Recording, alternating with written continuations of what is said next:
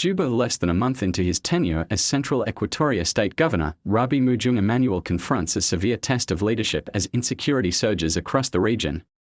Sworn in on June 18, 2025, Majung prioritized rooting out corruption to drive economic growth and bolster institutions, a pledge that resonated strongly with the public.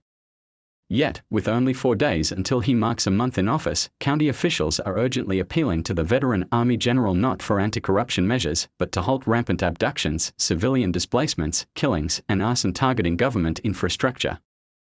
On the eve of South Sudan's 14th independence anniversary, the paramount chief of Yei River County, Joseph Brown Lomasi, and 2 humanitarian workers from the Organization for Non-Violence and Development, ONAD, were kidnapped along the Amarita Road while traveling to Pisak Payan for a community dialogue.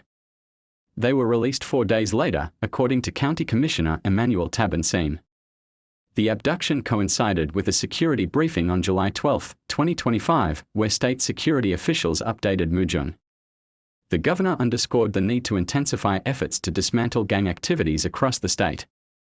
Following the meeting, Acting Minister of Information and Communication Jacob Aligo Loledo told the media the security situation was relatively calm with exceptions of isolated incidents in Yei and Morobo counties. This characterization provoked a sharp rebuke from Emmanuel Comis, former Lania County Commissioner and acting mayor of Juba City. Comis condemned the dismissal of widespread insecurity as mere, isolated incidents. He pointed to recent displacements of civilians by suspected Sudan People's Liberation Army and opposition, SPLAIO members in Majung and Pakula Payams in Yei River County. Is the Security Committee aware of the latest displacement of civilians by SPLAIO elements in Majung to Pakula in the last 72 hours? Why was it not discussed? The security incidents happening across the state are serious and cannot be underrated as isolated incidents, Comis wrote in a WhatsApp message obtained by Sudan's Post. While the precise number of displaced individuals remains unconfirmed, the county commissioner reported that 5 young boys were forcibly abducted by the perpetrators. Footage acquired by Sudan's Post depicted hundreds of civilians, predominantly women and children, seeking shelter under a tree. In Morobo County, suspected rebels torched an excavator at the Kendala Boma Bridge construction site on Thursday evening. The equipment, left unguarded since clashes intensified 2 months ago, was deliberately set ablaze, according to eyewitnesses. The bridge project was meant to serve our people by improving access and connectivity.